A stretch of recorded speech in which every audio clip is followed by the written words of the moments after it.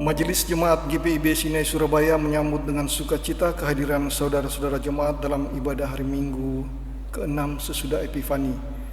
Bagi saudara-saudara yang pertama kali bersekutu dalam ibadah di GPIB Jemaat Sinai Surabaya, kami mengucapkan selamat datang dan selamat beribadah. Kiranya kesetiaan kita beribadah kepada Tuhan merupakan ungkapan syukur nyata kita melalui kehidupan persekutuan dan membawa berkat bagi kehidupan kita dan sesama kita. Ibadah pada pagi hari ini dipimpin oleh Pendeta Happy LS Siaan STH. Saat teduh.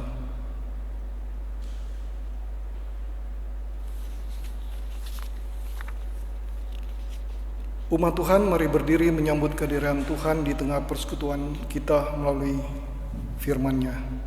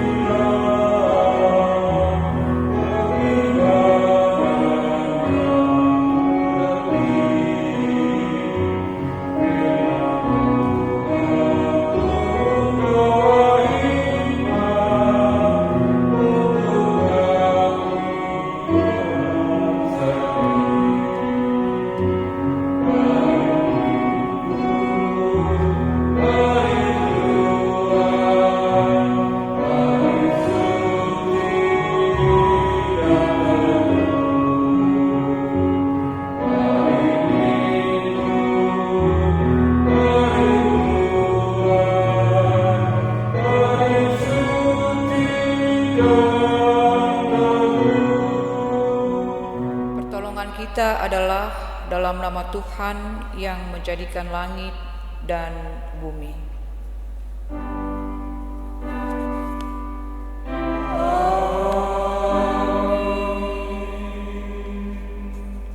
Nats pembimbing 1 Yohanes 4 ayat 18, di dalam kasih tidak ada ketakutan. Kasih yang sempurna melenyapkan ketakutan, sebab ketakutan mengandung hukuman. Dan barang siapa takut, ia tidak sempurna di dalam kasih. Terimalah salam, kasih karunia, rahmat dan damai sejahtera dari Allah Bapa dan Kristus Yesus Tuhan kita menyertai engkau.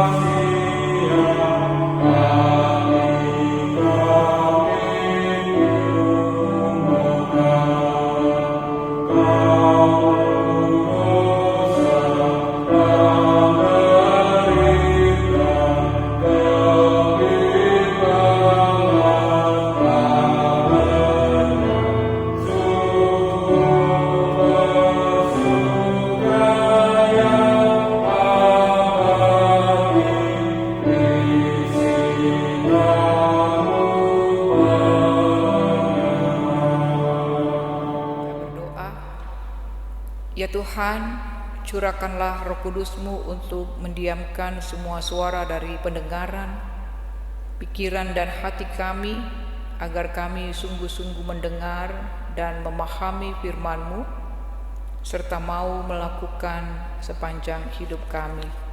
Amin. Mari kita berdiri untuk mendengar firman Tuhan. Haleluya. Haleluya. Haleluya. Haleluya.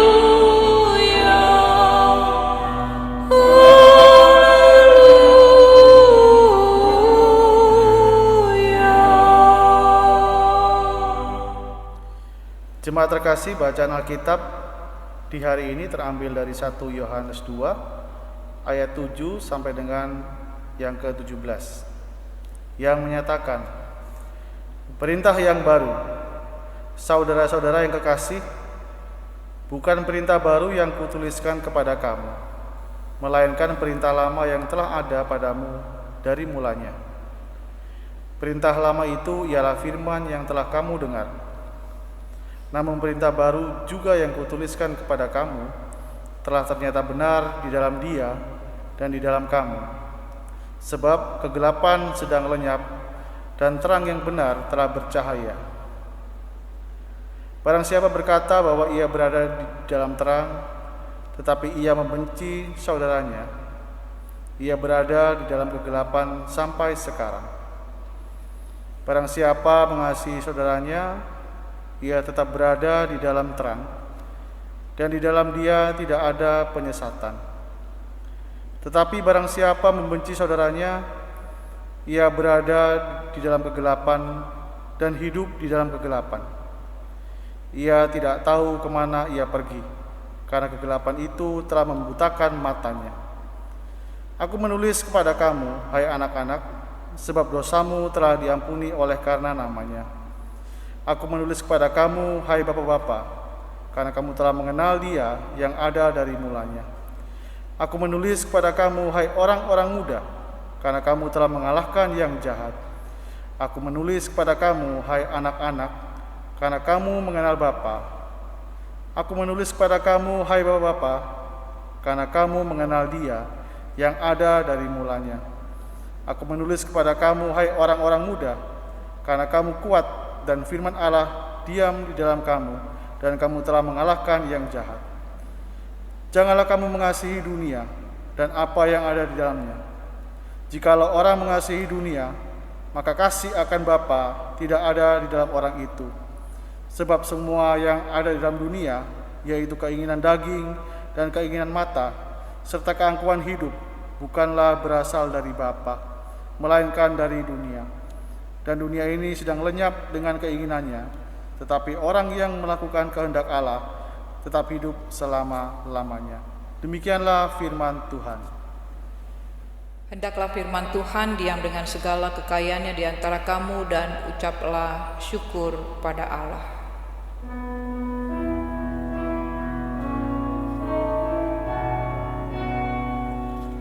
Kepadamu puji-pujian, mada syukur dan segala kemuliaan, ya Bapa, Putra, Roh Kudus, sampai kekal abadi. Jemaat yang dikasihi Yesus Kristus, hari Minggu ini adalah minggu terakhir dari Minggu Epifani. Dan setelah itu kita akan masuk dalam minggu sengsara pertama, menghayati pemberitaan firman Tuhan yang terakhir di Minggu Epifani ini. Tema firman Tuhan berbicara tentang komunikasi spiritual yang diambil dalam 1 Yohanes 2 ayat 7 hingga ayat yang ke-17. Surat ini ditulis oleh Yohanes di Efesus, dan setiap tulisan selalu dibuat dengan maksud tertentu dan menjadi alat komunikasi yang dipakai oleh Yohanes dengan umat Tuhan yang ada di provinsi Asia. Apa maksud dari surat ini ditulis? Pertama, Yohanes ingin mendorong jemaat Tuhan agar tetap teguh berpegang pada kebenaran bahwa Yesus adalah Allah yang mati dan menjadi korban penebus dosa. Lalu maksud yang kedua adalah agar umat Tuhan tidak terpengaruh dengan ajaran sesat, yaitu ajaran gnostik, di mana ajaran itu disebut juga di bagian yang lain dalam bacaan kita disebut sebagai ajaran yang disebarkan oleh pengajar sesat, yaitu nabi-nabi palsu, dan juga disebut sebagai antikristus. Ajaran gnostik berpandangan bahwa dunia materi adalah jahat dan dunia rohani adalah baik. Dan ajaran gnostik juga mengajarkan manusia untuk memperoleh pengetahuan khusus yang akan membebaskan diri mereka dari dunia yang nyata ini. Dan pengetahuan itu akan memisahkan manusia dari dunia yang jahat. Yohanes menegaskan bahwa dunia ini adalah ciptaan Allah. Allah yang telah mengutus Yesus untuk membebaskan dunia dari kejahatan dan mempersatukan manusia dengan Allah. Itulah sebabnya melalui surat ini Yohanes mengajak umat Tuhan untuk hidup dalam pengakuan iman yang benar. Berkaitan dengan dua maksud itu, Yohanes menyampaikan kembali perintah Yesus dalam Yohanes 13 ayat 34-35 tentang hal mengasihi sesama. Dan perintah ini juga dapat kita baca dalam Perjanjian Lama, Imamat 19 ayat 8. Artinya bahwa perintah untuk mengasihi sesama bukanlah sesuatu yang baru. Bukan sesuatu yang baru dikenal oleh umat Tuhan di zaman itu, tetapi sudah disampaikan menurut tradisi yang diteruskan dari orang tua kepada anak-anak. Lalu kenapa Yohanes berkepentingan untuk mengingatkan kembali tentang perintah ini? Karena Yohanes melihat ada persoalan-persoalan internal dalam persekutuan umat pada waktu itu. Persoalan itu janganlah sampai membuat umat saling membenci, membuat perpecahan dalam kehidupan jemaat. Sebaliknya, Yohanes mengharapkan persoalan itu diselesaikan dengan kasih dan juga dalam persaudaraan. Mengapa harus dengan mengasihi?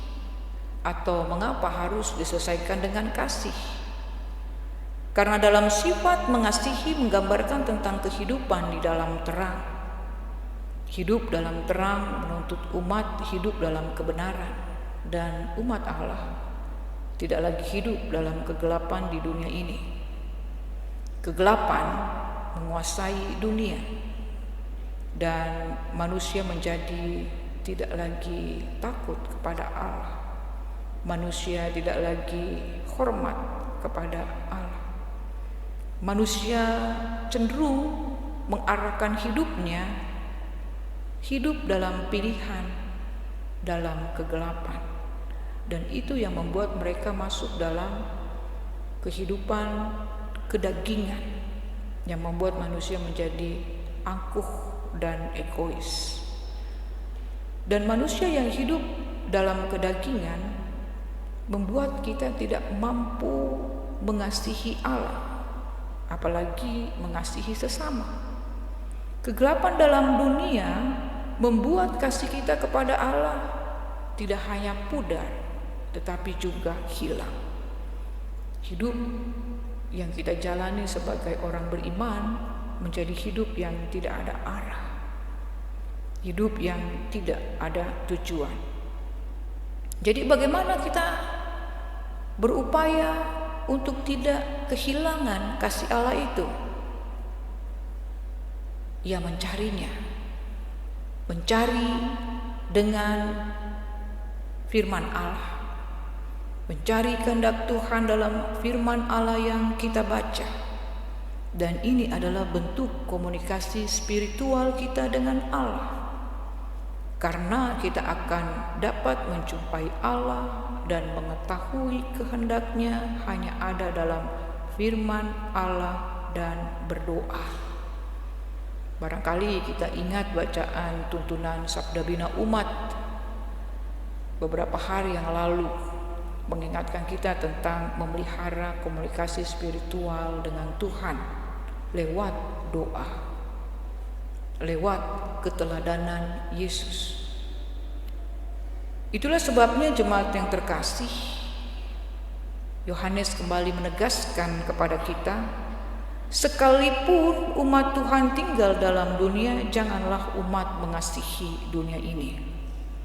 Ayat 15, jika kita mengasihi dunia ini, maka kasih Bapa tidak ada di dalam orang itu. Mengutamakan kasih kepada dunia akan membuat hidup umat akan kehilangan kasih Allah. Dunia membuat kita hanya memikirkan diri sendiri. Makanya di bacaan beberapa minggu yang lalu kita diingatkan untuk orang kaya yang sukar masuk kerajaan sorga, karena hidupnya diikat dengan dunia. Dia mengikat dirinya dengan harta. Menjadi kaya bukanlah hal yang berdosa, tetapi mengikat diri dengan kekayaan di dunia membuat kita jauh dari Tuhan, membuat kita hanya mencari kepuasan di dalam diri kita sendiri, di dalam keinginan-keinginan daging, dan membuat kita tidak peduli kepada sesama, acuh dan masa bodoh. Kalau hal ini terjadi,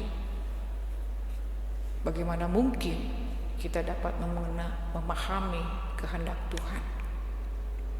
Jemaat yang terkasih, hidup dalam dunia menuntut orang percaya harus memiliki iman yang teguh dalam Kristus. Karena hanya dengan iman maka kita akan menang mengalahkan dunia ini. Tapi kemampuan itu harus dipahami, bukanlah berasal dari dalam diri kita, tetapi dari Roh Kudus yang dikaruniakan Allah kepada kita, sehingga kita memiliki iman yang sungguh. Kita dimampukan mengasihi Allah dan sesama. Kembali kepada renungan kita di awal, bagaimana kita bisa memiliki iman yang teguh dan memiliki komunikasi spiritual yang terpelihara dengan baik? Hiduplah dalam tuntunan firman Allah. Mazmur 119 ayat 105, firman-Mu pelita bagi kakiku dan terang bagi jalanku. Dan juga Roma 10 ayat 17, iman timbul dari pendengaran akan firman Allah.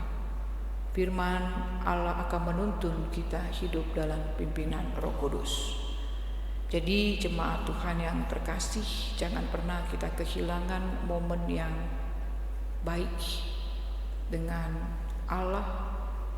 Milikilah komunikasi yang baik dengan Tuhan Allah lewat persekutuan hidup, persekutuan doa bersama dengan keluarga dan orang-orang yang kita kasihi. Tetaplah setia kepada Allah di dalam pandemi yang kita hadapi saat ini, karena dengan setia kepada Dia kita dapat dimampukan melewati masa-masa sulit. Tuhan Yesus memberkati kita semua. Amin. Amen.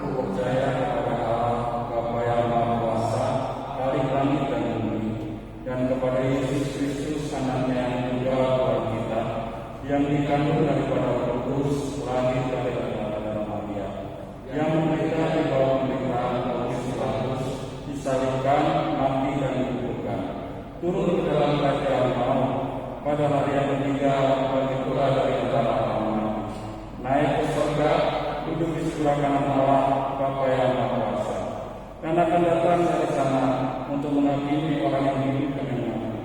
Aku percaya kepada Roh Kudus, gereja yang kudus dan am, persekutuan orang kudus, pengampunan dosa, kebangkitan daging, dan hidup yang kekal. Jemaat Tuhan, kita satu di dalam doa, kita berdoa. Kami menaikkan ucapan syukur kepada Tuhan untuk pemeliharaan dan kasih sayang-Mu yang terus berlaku dan terjadi dalam hidup kami hingga saat ini. Juga kesehatan dan kekuatan, bahkan kecukupan makanan dan minuman, bahkan kebutuhan-kebutuhan lain yang boleh kami perlukan hingga saat ini. Terima kasih untuk firman Allah yang mengajarkan kami untuk tetap memiliki komunikasi yang baik dengan Tuhan sebagai Sang Pencipta. Bagaimana kami harus memiliki komunikasi yang baik, sehingga dengan komunikasi ini kami dimampukan untuk belajar bagaimana mengasihi Allah dengan benar dan mengasihi sesama. Kami berdoa Tuhan untuk saat ini, untuk kehidupan dan keberadaan pelayanan di tengah jemaat kami, untuk mereka yang sakit. Tuhan memberkati anak Vivi, Ibu Suprati Kusripin, Ibu Maria Lusikoy, Bapak Sumampau, Ibu Elvi Posuma, Ibu Sriati Huai, Saudara Hebri Silahoy, Ibu Selvina Matahele Mual, Bapak Gerard Malonda, Bapak Nikodemus Pulumahuni, dan pemulihan kesehatan dari Pendeta Emeritus TH Siahaan. Demikian juga untuk jemaat-Mu ya Allah yang saat ini mengucap syukur untuk pertambahan usia kelahiran dan juga perkawinan. Tuhan memberkati Ibu Magdalena Londong Olei, Mariska Berensen, Bapak William Mende, Ibu Maria Hartoyo Pangau, Alia Febrianti, Valencia Siwoyoratno, Lasma Luban Raja Tambunan, Kristina Ratnawati Teja, Timotius Febriano Huta Barat, Anastasia Marlin Saitapi Engel, Panora Tanela Asami, dan juga mereka yang ulang tahun perkawinan, keluarga Anton Salomon Huta Barat, dan juga Ibu Debbie Jessica Rosinta, juga keluarga Januar Alfred Poli dan Ibu Lucia Miranti Hardiani Wati.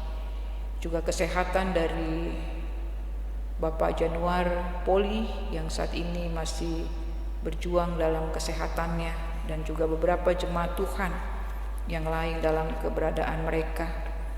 Untuk jemaat Tuhan dalam kehidupan pribadi, rumah tangga, dan pekerjaan, Tuhan memberkati Penatua Pistok Siagian, Tiaken Tohap Tambunan, Penatua Koriliana Laya, Penatua Indra Ratu, Penatua Gerard Lilipali, Penatua Thomas Tatipata, dan juga keluarga Yudiono Raharyo Singal, keluarga Yunius Temi Lesmana, keluarga Agustina Beama Malada, keluarga Alexi Ferdinandus, keluarga Alpon Herlianto, keluarga Andi Teterisa, keluarga Evi Kobar, keluarga Gerard Malonda, dan keluarga Gorif Hartoyo.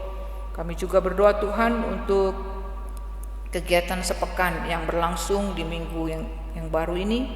Tuhan memberkati kami dalam seluruh aktivitas kerja dan layan, juga tanggung jawab di kantor Majelis Jemaat GPB Sinai di Surabaya. Untuk panitia persidangan sinode yang seharusnya terjadi tahun 2020 mengalami pengunduran karena kondisi pandemi. Tuhan Yesus juga memberkati agar persidangan sinode boleh berjalan dengan baik, sehingga kami boleh merumuskan dan melanjutkan karya tanggung jawab pelayanan kami di jajaran jemaat GPIB.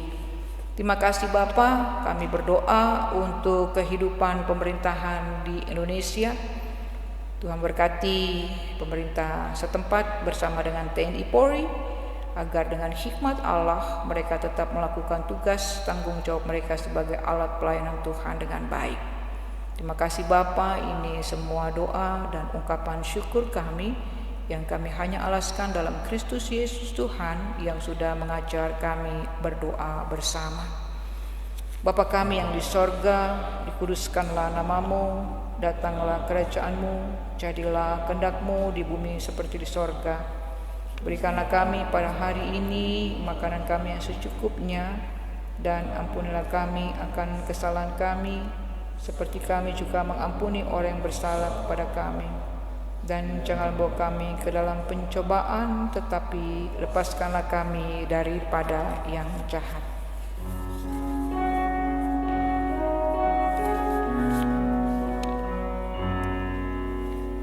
Karena Engkaulah yang empunya kerajaan dan kuasa dan kemuliaan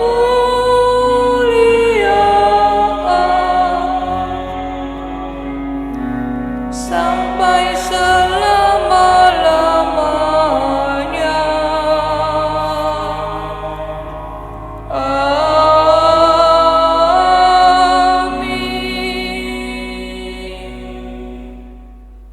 Umat Tuhan, marilah kita menyatakan syukur kepada Tuhan melalui pemberian sukarela untuk menunjang pelayanan dengan mengingat pesan Alkitab dalam Malaki 3 ayat 10 yang menyatakan, "Bawalah seluruh persembahan persepuluhan itu ke dalam rumah perbendaharaan, supaya ada persediaan makanan di rumahku.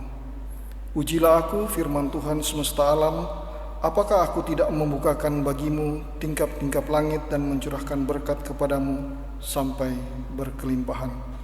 Tuhan memberkati saudara dan persembahan saudara.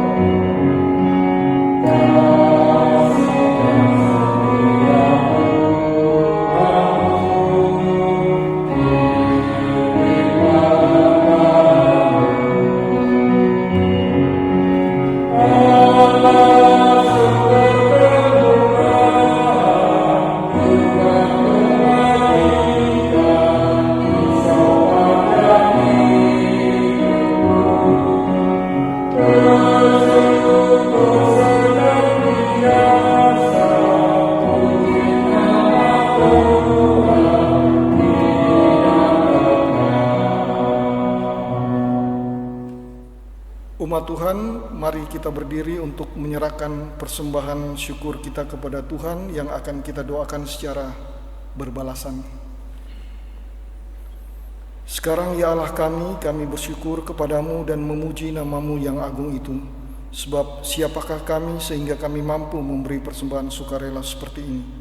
Sebab dari Allah segala-galanya, dan dari tangan sendirilah persembahan yang kami berikan kepadamu. Amin. Mari kita berdiri, Jemaat Tuhan, pergilah dengan damai sejahtera Kristus. Kembalilah ke dalam kehidupanmu sehari-hari dan bagikan kasih kepada sesama di sekelilingmu.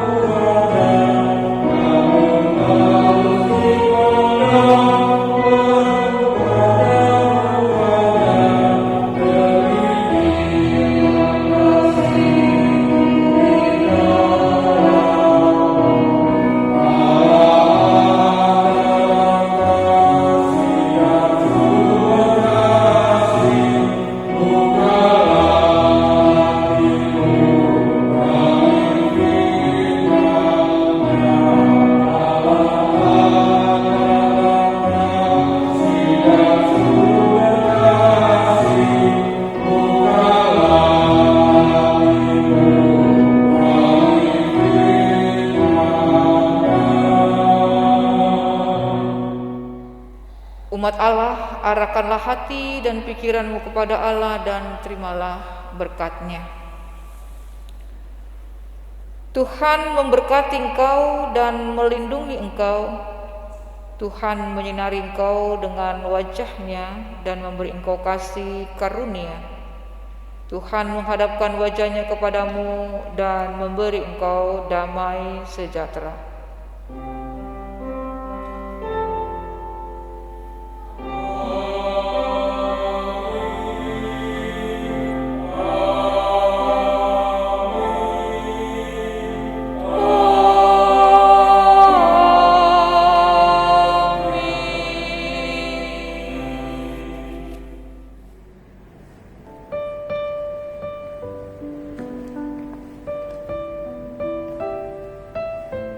Jemaat terkasih, kami ucapkan selamat hari Minggu, Tuhan Yesus memberkati.